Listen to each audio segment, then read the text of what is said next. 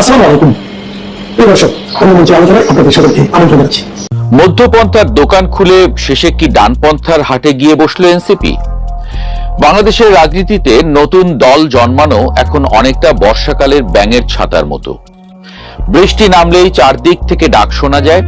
এখানে কেউ গণতন্ত্র বাঁচাতে আসে, কেউ রাষ্ট্র মেরামত করতে আসে, কেউ আবার জনগণকে নতুন রাজনীতি খাওয়াতে আসে, যেন পুরনো রাজনীতি ছিল বাসি খিচুড়ি।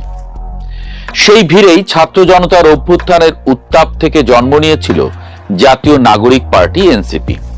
তখন তাদের ভাষা ছিল নরম, কণ্ঠে ছিল উদার, আর চেহারায় ছিল আমরা বামো না ডানো না টাইপ এক ধরনের রহস্যময় হাসি।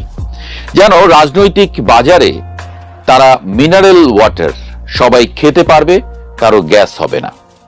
কিন্তু বাংলাদেশের রাজনীতি হচ্ছে সেই পুরনো ঢাকার বিরিয়ানি। এখানে এক হাঁড়িতে সবকিছু মেশে না।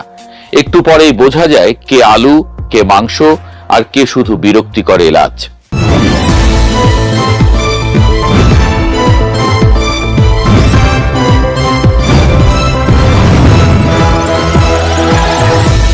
এনসিপি যখন 2025 সালের ফেব্রুয়ারিতে আত্মপ্রকাশ করলো, তখন দলটির নেতারা বলেছিলেন তারা মধ্যপন্থার রাজনীতি করবেন। ইসলাম ফোবিয়াও না, উগ্র ইসলাম পন্থাও না, হিন্দুত্ববাদও না, আবার সেকুলারিজমের এমন চর্চাও না যাতে গ্রামের মুরব্বীরা ভ্রু কুঁচকে ফেলেন। কথাগুলো শুনে মনে হচ্ছিল বাংলাদেশে বুঝি অবশেষে এমন একটা রাজনৈতিক দল এলো যারা ডান বাম ঝগড়া মিটিয়ে সবাইকে নিয়ে গোল হয়ে বসে চা খাবে। তখনকার নাগরিক কমিটির সদস্য সচিব আক্তার হোসেনও বলেছিলেন মানুষ আওয়ামী লীগ আর বিএনপির বাইরে নতুন শক্তি চায়। কথাটা মিথ্যা নয়। বাংলাদেশে মানুষ নতুন মুখ দেখতে চায়, কারণ পুরনো মুখগুলো এতবার ক্ষমতায় গেছে যে জনগণ এখন তাদের পোস্টার দেখলেও বিদ্যুতের বিলের কথা মনে করে। কিন্তু রাজনীতিতে সমস্যা হলো আপনি যা বলেন তার চেয়ে বেশি গুরুত্বপূর্ণ আপনি কার সঙ্গে হাঁটেন। আর এনসিপি হাঁটতে হাঁটতে গিয়ে দাঁড়ালো জামায়াত নেতৃত্বাধীন জোটের পাশে। এরপর থেকেই ফিসফাস শুরু। কেউ বলল এরা মধ্যপন্থী না, এরা ডানপন্থার দিকে স্লাইড করছে।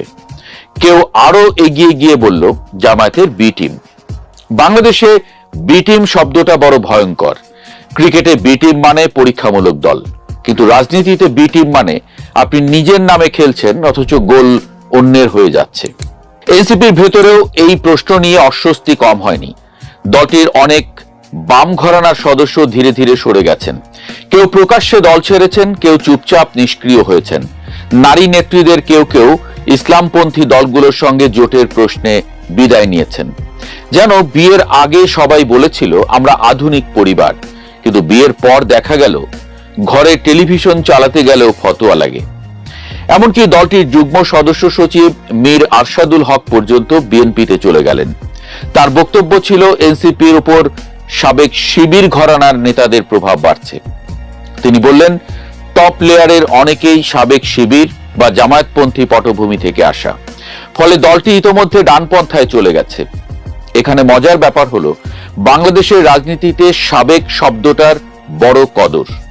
সাবেক ছাত্রলীগ, সাবেক শিবির, সাবেক বিপ্লবী, সবাই এখন গণতন্ত্রের ফেরিওয়ালা। যেন রাজনৈতিক দলগুলো আর আদর্শের প্রতিষ্ঠান নয়, বরং পুরনো যাত্রী বদলানো বাস স্ট্যান্ড। এনসিপির সমস্যা আরো গভীরে। দলটি এখনো পরিষ্কার কোনো ম্যানিফেস্টো দাঁড় করাতে পারেনি। একদিকে তারা মধ্যপন্থার কথা বলে, অন্যদিকে ইসলামী দলগুলোর সঙ্গে জোটে যায়। আবার একই সঙ্গে বিএনপি, জাতীয় পার্টি, এমনকি শর্ত সাপেক্ষে ছাত্রলীগের লোকদেরও জায়গা দিতে চায়। অর্থাৎ তারা এমন এক রাজনৈতিক হোটেল খুলেছে যেখানে নিরামিষ, গরুর ভুনা আর ডায়েট স্যুপ, ইরানি বিরানি সব একসঙ্গে রান্না হচ্ছে। এতে দল বড় হতে পারে, কিন্তু আদর্শের হাঁড়িতে ঝোল পাতলা হয়ে যায়। ঢাকা বিশ্ববিদ্যালয়ের অধ্যাপক জুবাইদা নাসরিন তাই বলছেন এনসিপিকে এখন আর মধ্যপন্থী বলার সুযোগ কমে গেছে। তার মতে দলটি নিজের রাজনৈতিক ভিত্তি তৈরি করার আগেই ক্ষমতার অঙ্কে ঝুঁকে পড়েছে।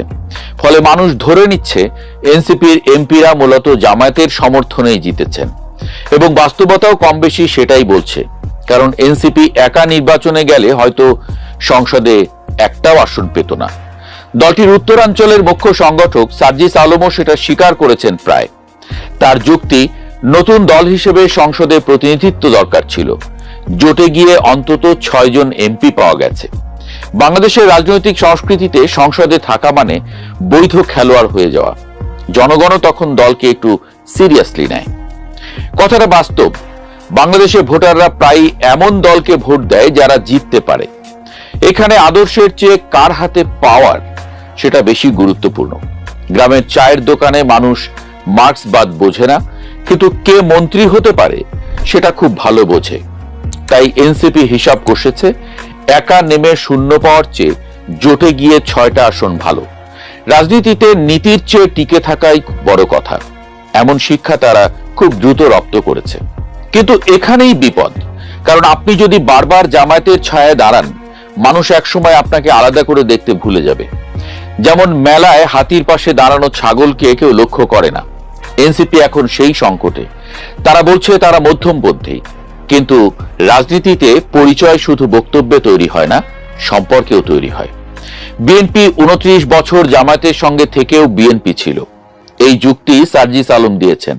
কিন্তু বিএনপি তখন ছিল বিশাল পুরনো দল, এনসিপি এখনো রাজনৈতিকভাবে শিশু শ্রেণীতে পড়ে। শিশুকে যদি বড় গাছের নিচে লাগানো হয়, সে ছায়া পায় ঠিকই, কিন্তু রোদ না পেলে বড় হতে পারে না। সবশেষে প্রশ্নটা তাই আদর্শের না, অস্তিত্বের। এনসিপি কি সত্যিই মধ্যপন্থী একটি নতুন রাজনৈতিক শক্তি হয়ে উঠবে, নাকি ধীরে ধীরে ডানপন্থী বলয়ে আরেকটি সহযোগী দলে পরিণত হবে? এই প্রশ্নের উত্তর এখনো সময়ের পকেটে। তবে আপাতত যা দেখা যাচ্ছে, এনসিপি রাজনীতির মাঠে টিকে থাকার জন্য এমন এক ছাতা ধরেছে যেটা বৃষ্টি থেকে বাঁচাতে পারে ঠিকই, কিন্তু বেশি দিন মাথার উপর থাকলে নিজের আকাশটাই আর দেখা যায় না। আসসালামু আলাইকুম ওয়া রাহমাতুল্লাহি ওয়া বারাকাতুহু। সম্মানিত দর্শক, বড় বড় রাজা বাদশা তারা অনেক সময় পাগলামো করেন। রাজনীতিতে দুই ধরনের পাগলামো রয়েছে। একটা হলো অশিক্ষা, কুশিক্ষা, অজাত, কুজাত, ভিজাত সংক্রান্ত। অর্থাৎ ডাকাত ছিল কিন্তু রাজা হয়ে গেছেন। যেমন আফগানিস্তানে হঠাৎ করে সিংহাসনে বসলেন ডাকাতদের সর্দার দস্যু বাদশা এ সাক্ষ্য। তো তিনি সিংহাসনে বসার পরপরই রীতিমতো পাগলামো শুরু করলেন। তিনি যে রাজকীয় চেয়ার সেখানে বসলেন, যেহেতু ডাকাত মানুষ পাহাড়ে পর্বতে গুহায় লুকায়িত থাকতেন, তো তিনি সেই সিংহাসনে বসার পর, ওটা ছিল একটা স্প্রিং এর গদিওয়ালা সিংহাসন, এগুলো ইতিহাস, কোন গল্প নয়। তো বসার পর তিনি যখন ওটা দেখলেন তখন তার ভয় লাগলো, এবং ওটার ভিতর কি আছে, হি ওয়াজ টু সারপ্রাইজ এটা দেখার জন্য। এই জন্য তিনি করলেন কি, ওই সিংহাসন কুটি কুটি করে কেটে ভিতরে যে স্প্রিং গুলো আছে এগুলো তিনি বের করে দেখলেন। এই গেল এক রাজার ঘটনা। আমরা ক্রিমিনোলজিতে পড়েছি, অপরাধে পড়েছি। ফ্রান্সের এক রাজা ছিল চোর, জাস্ট সিসকে চোর। আমাদের দেশে যেমন শীতল চোর আছে, ওরকম শীতল চোর। হঠাৎ করে ফ্রান্সের রাজা হয়ে গেল। এখন রাজা হওয়ার পরও তার খুব চুরি করার খুব শখ।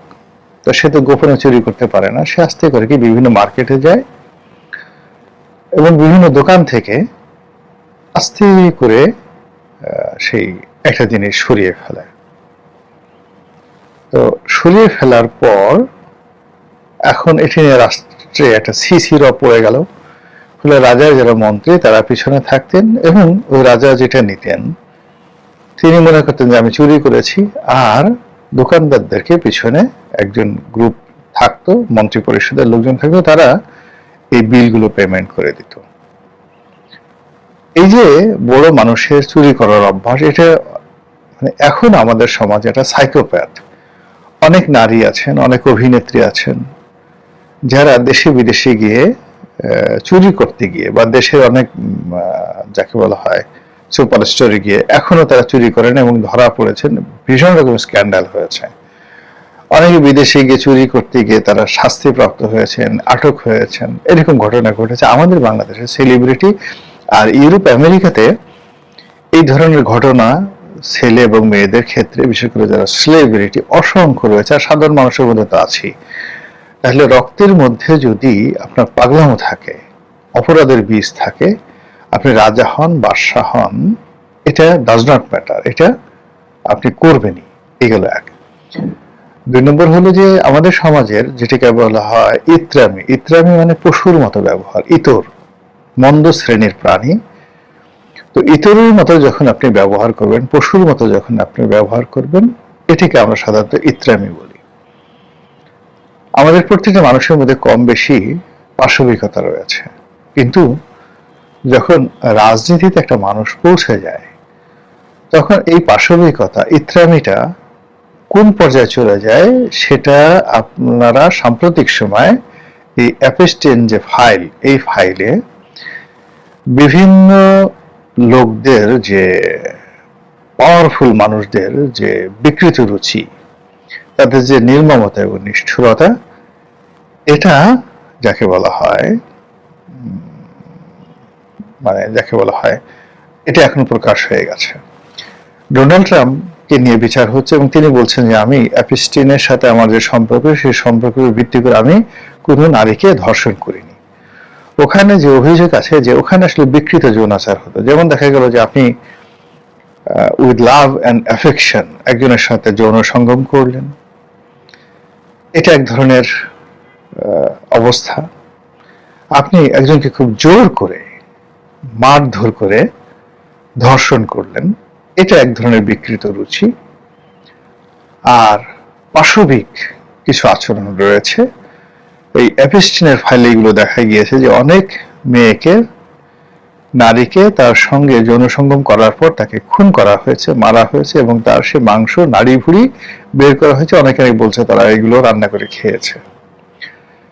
তো এগুলোকে আসলে ইতর বলবেন কিনা, ইত্রামি বলবেন কিনা, অথচ রাজনীতির ক্ষেত্রে এইরকম ঘটনা অহরহ হয়।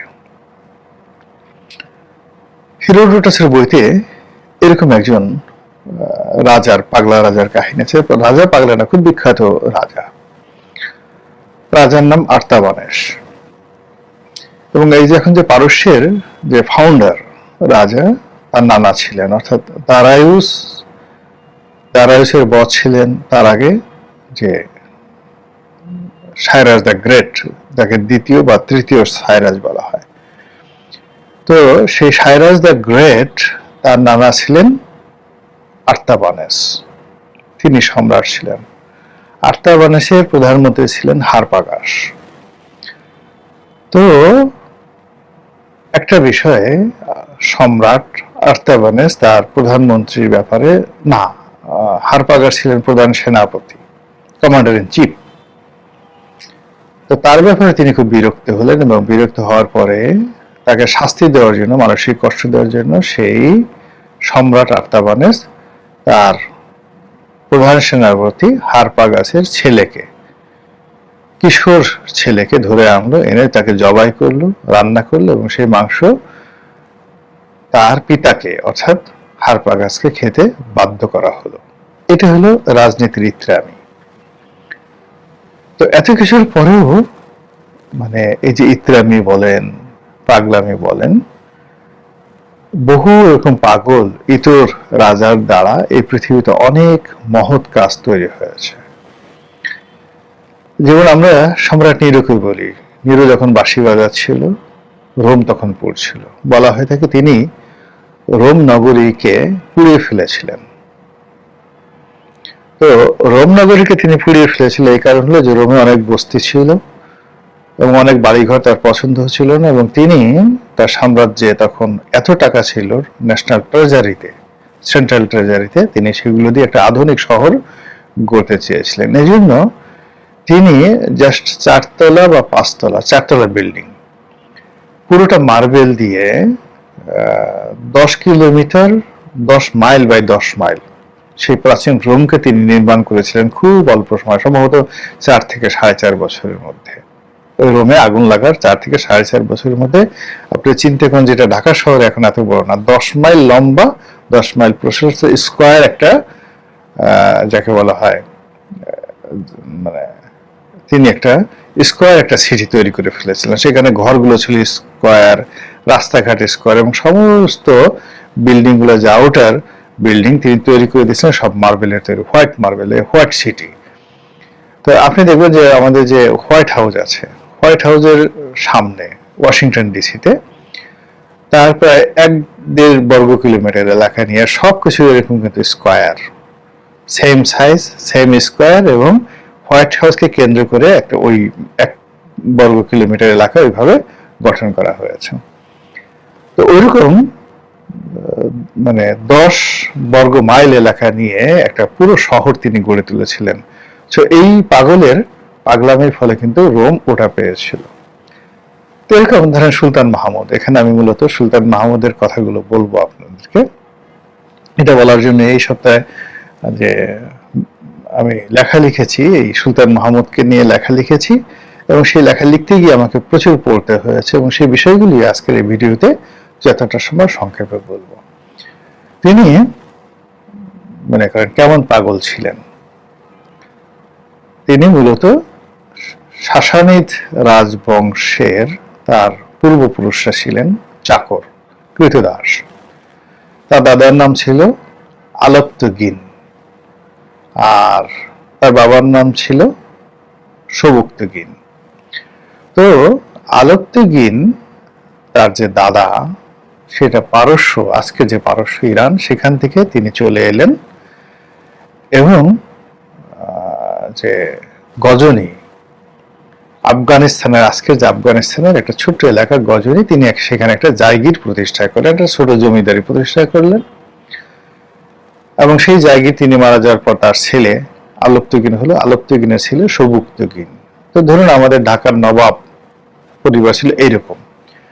তো সেখান থেকে তিনি এত বড় একটা সাম্রাজ্য প্রতিষ্ঠা করলেন, যেটা আজকের পুরো ইরান, আজকের আফগানিস্তান, পাকিস্তানের যে সিন্ধু অববাহিকার যে অঞ্চল, দোয়াব অঞ্চল, ভারতের দোয়াব সহ সিন্ধু অববাহিকার পুরো পাঞ্জাব, মানে পূর্ব পাঞ্জাব, পশ্চিম পাঞ্জাব, পাকিস্তানের পাঞ্জাব এবং ভারতের পাঞ্জাব, এছাড়া ভারতের উত্তর ভারতে আরো বিরাট অংশ। এরপরে মধ্য এশিয়ার সমরকন্দ, বোখারা এবং তুর্কমেনিস্তান, পুরো এলাকাটা ছিল এই সুলতান মাহমুদের দখলে। মাত্র 32 বছর তিনি সময় পেয়েছিলেন, শাসন করেছিলেন, এবং তার সময়টাতে গ্লোবাল হেরিটেজ, এত সুন্দর নগরী পৃথিবীতে আর তৈরি হয়নি।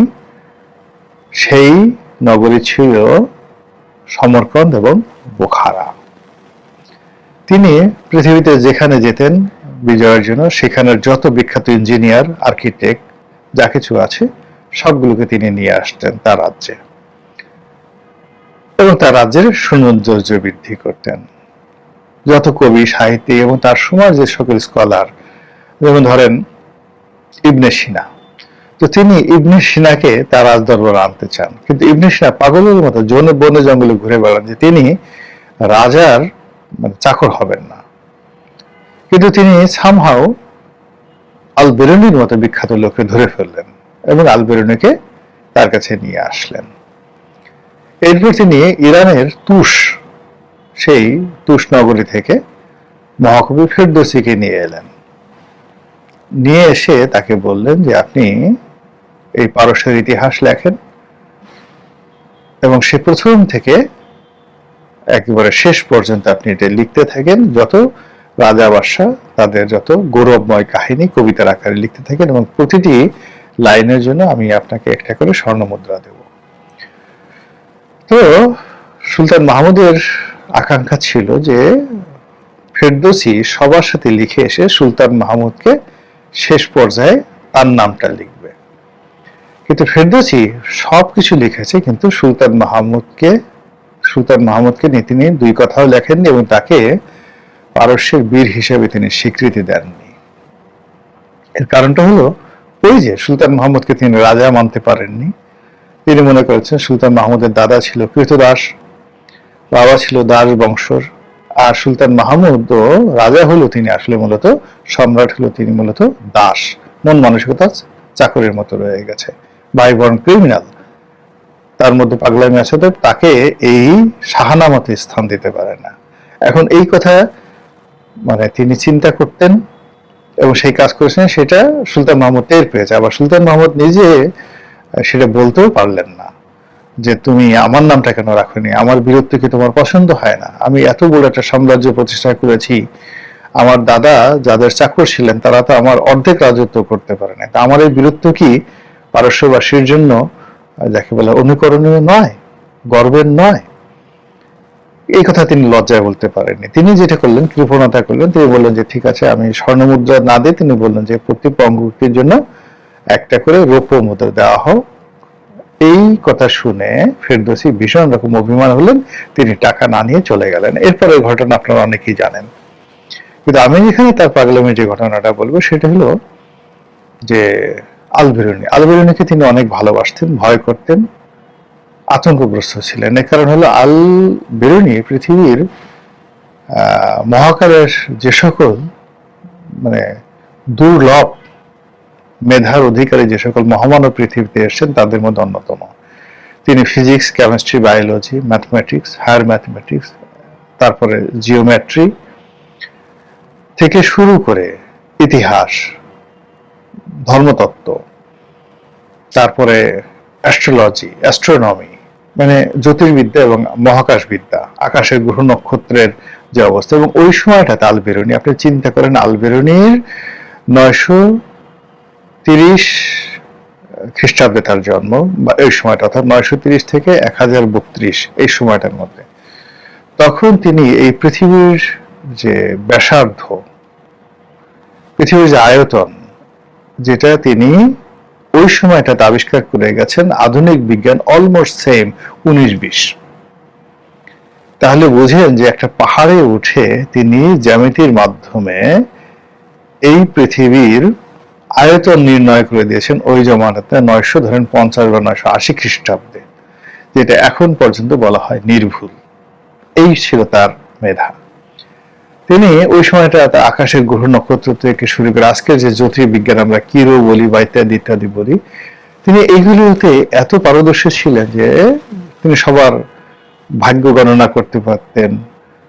তারপর শেষে তিনি নির্ভুলভাবে যে দিনপঞ্জিকা, আমরা যেটাকে বলা হয় কুষ্ঠি, মানসিক কুষ্ঠি রচনা করে দিতে পারতেন।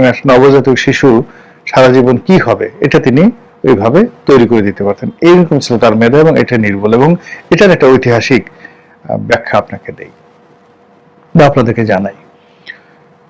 তো এই যে তার যে মেধা এবং যোগ্যতা, এটা দেখে সুলতান মাহমুদ আশ্চর্য হতেন মাঝে মধ্যে। আবার মাঝে মধ্যে মনে হতেন যে আমি সম্রাট, আমার চেয়ে যদি আমার পারিষদ বর্গ বেশি জ্ঞানী হয়ে যায় এটা কেমন দেখায়। তার ভয়, আর তৃতীয় ভয় ছিল যে আমার ভবিষ্যৎ সম্পর্কে যদি সে জানে তাহলে তো সে আমাকে পাত্তা দেবে না। তারপরে হলো যে সে যদি আমার মনের কথা বুঝতে পারে তাহলে আমি কি করি, কোথায় যেতে চাই, কি করতে চাই, এটা যদি সে কাউকে বলে দেয় তাহলে আবার কি হবে। এরকম একটা অদ্ভুত সে এই আল বেরুনিকে নিয়ে টেনশনের মধ্যে থাকতো। আবার তাকে ছাড়া কোথাও সে চলতেও পারতো না। 17 বর্ষে ভারত আক্রমণ করেছে, 17 বারই সে আল বেরুনিকে নিয়ে এসেছে। তো একদিন সে তার কি মনে হলো, সে একটা বাগান বাড়ি করেছে সুলতান মাহমুদ, এবং সেখানে একটা জলসাঘর সে তৈরি করেছে, এবং জলসাঘরে 4টি সদর দরজা। তো সেই জলসাঘরে সে প্রথম ঢুকলো, 4টি দরজা খোলা, এবং সেখানে আল বেরুনিকে ডাকা হলো এবং সে বলল যে তুমি তো এত জ্যোতির্বিজ্ঞান জানো, জ্যোতিষশাস্ত্র জানো, এখন তুমি আমার মন মানে বা সিদ্ধান্ত কি হতে পারে একটু বলো তো। বলার দরকার নেই, তুমি একটু লিখো যে আমি এখান থেকে বের হব, এই 4টে দরজার কোন দরজা দিয়ে আমি বের হব। এটা লিখে ওই যে আমার যেখানে আমি হেলান দিয়ে বসে বাইজিদের নাচ দেখবো, ওখানে একটা কোলবালিশ আছে, সেই কোলবালিশের নিচে ওটা ঢুকিয়ে রাখো। তার বেরুনি লিখলো, লিখে সেই কোলবালিশের নিচে ঢুকিয়ে রাখলো। এরপর আল মাহমুদ মানে সুলতান মাহমুদ তিনি তার যে রাজমিস্ত্রি তাদেরকে ডাকলেন, ডেকে বললেন যে পশ্চিম দিকের ওই ওয়ালটা ভাঙো, ওয়ালটা ভেঙে নতুন একটা দরজা করো। তাই হল, এবং তিনি সেই দরজা দিয়ে বের হয়ে গেলেন, বের হয়ে গিয়ে আবার ঢুকলেন, ঢুকে এরপরে বললেন যে দেখো তো আল বিরুনি কি লিখেছে ওখানে। আল বিরুনির সামনে দাঁড়ানো, তো দেখলো যে ঠিক সেম কথাটাই আল বিরুনি লিখেছেন যে এই 4টি দরজার একটি দরজা দিয়েও সুলতান মাহমুদ বের হবেন না, তিনি সেই পশ্চিম দিকের দেয়ালটা ভাঙবেন, ওখানে একটা নতুন দরজা তৈরি করবেন এবং সেই দরজা দিয়ে বের হবেন। এটা পড়ার পরে সুলতান মাহমুদের ভীষণ রাগ হয়ে গেল, তিনি পাগল হয়ে গেলেন যে এত বুদ্ধি নিয়ে মানুষ বসবাস করে রেখে করে, এই লোক তো ভীষণ রকম ডেঞ্জারাস, এই লোক পৃথিবীর জন্য খুব ক্ষতিকর, এর পাল্লায় পড়লে আমি মরে যাব, এ আমাকে মেরে ফেলবে, ইত্যাদি ইত্যাদি। আমি একে সামনে নিয়ে কখনো কোনো কাজ করতে স্বস্তি বোধ করছি না, বিকজ আমি যাই সিদ্ধান্ত নেব আমি তার দিকে তাকালে আমি ভুলে যাই, ভয়ে আমার হাত পা কাঁপতে থাকে, একে মেরে ফেলতে হবে, একে এই জলসাগরের উপরে উঠাও, ছাদ থেকে ফেলে একে মেরে ফেলো। হুকুম তামিল হলো, তাকে ছাদ থেকে ফেলে দেওয়া হলো। কিন্তু ওই যে কনস্ট্রাকশনের সময় ছাদ এবং মাটির নিচে একটা জায়গাতে একটা জাল পাতা ছিল, ওটা নিরাপত্তার জন্য, যেহেতু একেবারে একটা নতুন মানে ফিনিশড বিল্ডিং, ওই যারা কন্ট্রাক্টর ছিল তারা ওই জালটা সরায়নি। এটা আমাদের এখনো আমাদের দেশে অনেক সময় হয় যে ওইরকম একটা জাল পাতা থাকে। তো কি হলো, তাকে যখন ছাদ থেকে ফেলে দেওয়া হলো, অলৌকিকভাবে তিনি সেই জালের উপর পড়লেন, আবার সেই জাল থেকে গড়িয়ে তিনি নিচে পড়লেন, ফলে সামান্য ব্যথা পেলেন, একটু উষ্ণ উষ্ণ ব্যথা, কিন্তু আহত হলেন না এবং মারাও গেলেন না। সুলতান মাহমুদ যখন এই ঘটনা শুনলেন, তিনি আবার কৌতূহলী হয়ে পড়লেন, বললেন যে যাও তোকে ধরে নিয়ে আসো, আমার সামনে আনো। তো তাকে সামনে আনা হলো। তো তিনি বললেন যে এই যে তুমি আমার ভবিষ্যৎ লিখলা, আমার মন লিখলা, এখন আজকে যে তোমার ভাগ্যে এই ঘটনাটা ঘটলো, এটি কি তুমি জানতা? তিনি বললো যে আমি এই ব্যাপারে কিছু বলতে চাই না, আমি এখানে আসার আগে আমার আজকে দিনটি কেমন যাবে এটা আমি আমার যে ডায়েরি দিনপঞ্জি সেখানে আমি লিখে রেখেছি, আপনি লোক পাঠিয়ে সেটা নিয়ে আসেন, আনার পর সেটা আপনি দেখার চেষ্টা করেন, সেটা দেখেন। সঙ্গে সঙ্গে রাজার লোকজন ছুটলো, তো তার বাড়িতে গিয়ে সেখান থেকে সেটা নিয়ে আসা হলো এবং সেখানে দেখলো যে আল বিরুনি লিখছেন যে ওরা আমাকে একটু উঁচু স্থানে নিয়ে যাবে, তারপর আমাকে ধাক্কা দিয়ে সেখান থেকে ফেলে দিবে আমাকে মেরে ফেলার জন্য, কিন্তু আমি মরবো না, আমার কিছুই হবে না, আমি বেঁচে থাকব। তো এই লেখা পড়ার পর সুলতান মাহমুদ ভয় পেয়ে গেলেন যে মাই গড, ডেঞ্জারাস অবস্থা। তখন তিনি তারে বললেন যে ঠিক আছে, আল বিরুনিকে জেলে ঢুকাও, এবং তিনি প্রায় কয়েক মাস সে জেলের মধ্যে ছিলেন এবং সেই জেল থেকে আবার আর এক পাগলামির মাধ্যমে তাকে যে বের করা হয়েছিল সেটা হয়তো আর একদিন বলবো, গল্প বড় হয়ে যাবে। এখন কনক্লুশনে আসি, উপসংহারে আসি। এভাবে পৃথিবীর বড় বড় মানুষ, বড় বড় রাজা বাদশাহ, তাদের মধ্যে পাগলামি ছিল এবং রাজনীতি করতে গিয়ে অনেকে অনেক নির্মম এবং নৃশংস কাজগুলো করেছেন। সুলতান মাহমুদও সেই কাজগুলো করেছেন। কিন্তু আমাদের এই জমানাতে, বর্তমান জমানাতে সেই রাজনীতির যে ইত্রামিগুলো সেগুলো পূর্ণ মাত্রায় আছে। খুন, জখম, রাহাজানি, গুম, হত্যা, মামলা, মোকদ্দমা সব আছে। কিন্তু একজন আল বেরুনিকে, একজন ফেরদৌসিকে, কিংবা একজন জাফর সাদেককে, একজন রাজা টোডরমলকে, একজন আবুল ফজলকে, ফৈজিকে, রাজা মানসিংহকে, এই যে ট্যালেন্ট হার্ট, তাদেরকে চিনতে পারা এবং তাদেরকে এনে সম্মান এবং মর্যাদার সঙ্গে রাজদরবারে রাখা এবং তাদের মাধ্যমে রাষ্ট্রের কল্যাণ সাধন করার মতো রাজনীতিবিদ আমাদের নেই। আমাদের যারা আছে তারা শুধুমাত্র কিল দেওয়ার গোসাই, যত অপকর্ম ইত্যাদি আছে, ফাজলেম আছে, সেগুলো তারা করবে। কিন্তু এই যে যতক্ষণ না পর্যন্ত এরকম যে ট্যালেন্ট হান্ট করতে না পারবে, ততক্ষণ পর্যন্ত সমরকন্দ তৈরি হবে না, বোখারা তৈরি হবে না, দিল্লির লালকেল্লা তৈরি হবে না, ফতেপুর সিক্রি তৈরি হবে না, কিংবা সেই রোম নগরী তৈরি হবে না। কেবলই মাত্র গুম, হত্যা, জখম, রাহাজানি, মামলা, মোকদ্দমা, এগুলার নিত্য নতুন ইতিহাস তৈরি হবে। আশা করি আমাদের এই যুগের যারা রাজন্যবর্গ রয়েছেন, তারা রাজনীতির যে গতানুগতিক পাগলামো, সেগুলো তাদের মধ্যে থাকুক, অসুবিধা নেই। তার সঙ্গে সঙ্গে অতীতের যে সকল পাগলা রাজারা ভালো ভালো কাজ করেছেন, তারাও ভালো ভালো কাজ করুন, এই দোয়া করি। আসসালামু আলাইকুম ওয়া রাহমাতুল্লাহি ওয়া বারাকাতুহু।